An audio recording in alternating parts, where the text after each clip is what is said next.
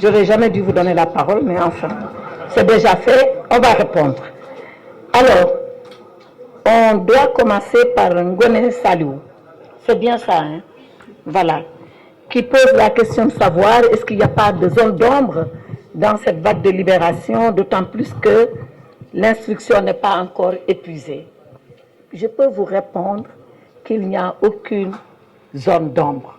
J'ai dit le pourquoi des libérations. J'ai défini le comment des libérations.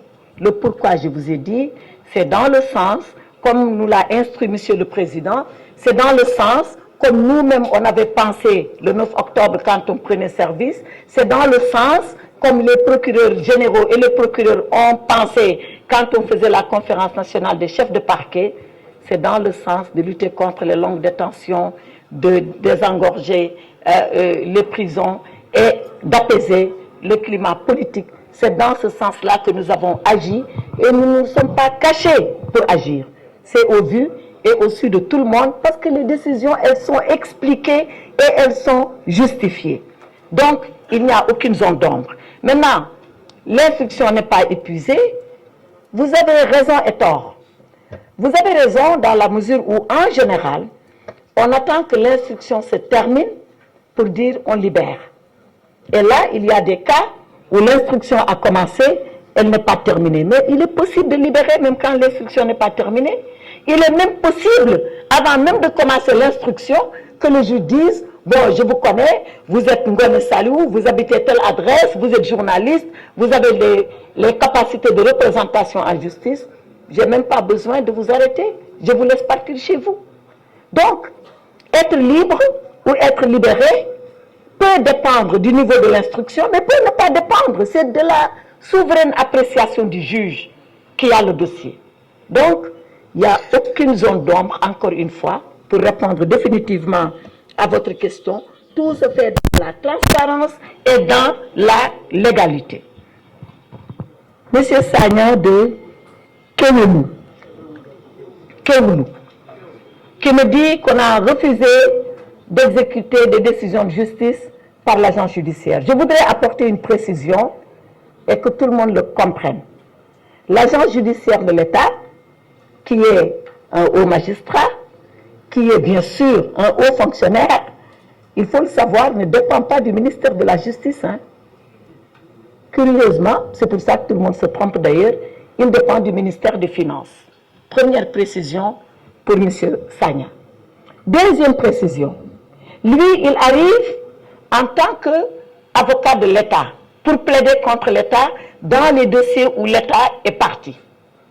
S'il estime que les décisions qui ont été rendues pour lui ne sont pas exécutoires parce qu'il y a des procédures qui suspendent leur exécution, mais il est libre d'en apprécier ainsi. Il est libre, appréciant ainsi, de faire les recours et de dire, tant que mon recours n'est pas fini, je n'exécute pas la décision. Et qu'est-ce qui va se passer? C'est des problèmes d'interprétation de la règle. Les uns disent non, c'est quand même exécutoire, les autres disent non, ce n'est pas exécutoire. Qui tranche? C'est finalement le juge et qui donne ce qu'on appelle, qui fait œuvre de jurisprudence. Mais avouez quand même que c'est pour la première fois au Sénégal qu'on était confronté à ce genre de situation et surtout accepter que pour ce genre de situation, que chacun se défende jusqu'au bout et qu'on laisse les juges décider. Donc, c'est ce qui s'est passé pour la décision de Ziguinchor et pour la décision de Dakar. Maintenant, M. Abdel Nasser. Yeah, thank you and allow me to give my answer in French, please. Because it will be easier for me. You understand? Yeah. Okay, thank you for understanding. Donc lui, il a posé 3 questions. La première question, est-ce que, avec ce qui s'est passé, on avait dit élection 15 décembre, le Conseil constitutionnel a cassé cette décision, que va faire le président Sall? Deuxième question, la société civile appelle à la libération de Ousmane Sonko. Qu'est-ce que nous disons de cela? Troisième question, quelle est la décision qui sera prise par rapport à Bassirou Diomaye Faye, peut-être concernant toutes ces conditions de libération que nous sommes en train de poser. Pour tout cela, je voulais donner une réponse précise. La première, c'est que pour ce qui concerne le président Sall, je l'ai dit, il a acté la décision du Conseil. Ayant acté la décision du Conseil, quand est-ce que l'élection aura lieu, je l'ai encore dit et je le répète, il a convié à un dialogue pour peut-être avoir la meilleure lecture de la décision du Conseil. Il aurait pu dire, moi, voilà quelle est ma lecture. Et je le fais. Ça serait sa lecture à lui, une forte lecture, puisqu'une lecture d'un président de la République. Mais dit, je convie tout le monde. Je veux avoir la meilleure lecture et une fois qu'on aura la meilleure lecture, dans les meilleurs délais, l'élection présidentielle aura lieu. La société civile appelle à la libération de Ousmane Sonko. Oui, elle a le droit, comme elle aurait d'ailleurs pu, mais surtout dû, appeler peut-être à la libération de tout le monde. Mais comme je l'ai dit, nous apprécions au cas par cas et nous verrons quels sont réservés à tous ces appels et même à ceux pour lesquels il n'y a pas d'appel parce que c'est des anonymes et nous traiterons les dossiers de façon objective, comme je l'ai dit, sans parti pris aucun, mais bien évidemment sans y mettre de l'arbitraire. Quelle décision pour Bassirou Diomaye Faye? La même chose que pour les autres. Je l'ai dit, être candidat n'est pas une condition de liberté provisoire. Par contre, si nous pensons aujourd'hui que les conditions sont réunies pour qu'il bénéficie d'une liberté provisoire au même titre que tous les autres, on agira ainsi et on fera ainsi. En tout cas, je voudrais bien remercier Abdel Nassir parce qu'il l'a dit, le Sénégal a comme voisin des pays anglophones, le Sénégal est dans la CEDEAO, c'est un pays majeur de la CEDEAO, nous pouvons accepter également que nos parents anglophones dans les pays limitrophes soient au courant et je voudrais le remercier pour l'attention qu'il porte à l'actualité politique et judiciaire au Sénégal. Madame Léa de RFI, j'ai noté, Léa, est-ce que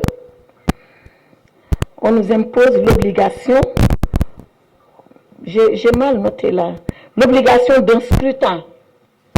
Est-ce qu'elle est là, celle qui a la question? Oui. Est-ce qu'elle peut me dire? Vous pouvez repréciser votre question, s'il vous plaît. J'ai mal écrit, excusez-moi.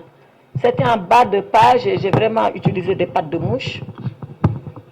Est-ce que vous pouvez reposer votre question, s'il vous plaît? Oui, je vous demandais si vous pouviez nous donner une lecture juridique de la décision du Conseil constitutionnel. Est-ce qu'en tant qu'avocate, en tant que juriste, vous pouvez nous dire si la décision du Conseil constitutionnel contraint à l'organisation d'un scrutin et d'une passation du pouvoir d'ici au 2 avril? Oui. Merci. Ce qu'on retient de la décision du Conseil, c'est que le Conseil contraint à organiser une élection dans le meilleur délai. Moi, personnellement, c'est ce que j'ai vu de la décision du Conseil. Ce à quoi nous sommes astreints, c'est d'organiser l'élection dans les meilleurs délais. C'est quand les meilleurs délais, on en a discuté tout à l'heure, je peux y revenir, mais je pense que je l'ai suffisamment dit, c'est lorsque les acteurs du dialogue se mettront ensemble et diront qu'est-ce qu'ils pensent des meilleurs délais. Moi, j'ai ma façon de penser les meilleurs délais, mais ce n'est pas ça qui intéresse aujourd'hui. Le président de la République a sa façon de penser les meilleurs délais. Il aurait pu dire, voilà ce que je pense et l'imposer. Mais il a trouvé que c'était plus sage de réunir tous les acteurs et de s'entendre. Donc, sous les meilleurs délais, vous aurez la signification des meilleurs délais du Conseil constitutionnel. C'est ce que je peux dire. Alors, monsieur, c'est Ousmane Sow, hein, qu'il m'excuse, Ousmane Omar, j'ai mis en Sow, me dit, en tant que vice-présidente du Conseil supérieur de la magistrature, comment j'apprécie la plainte pour corruption qui a été portée par le Conseil constitutionnel contre une partie de la classe politique. Je n'apprécie en rien, sauf que les juges du Conseil constitutionnel, est-ce que ce micro marche? Oui. Un juge du Conseil constitutionnel a porté plainte, contre X d'ailleurs, je le signale.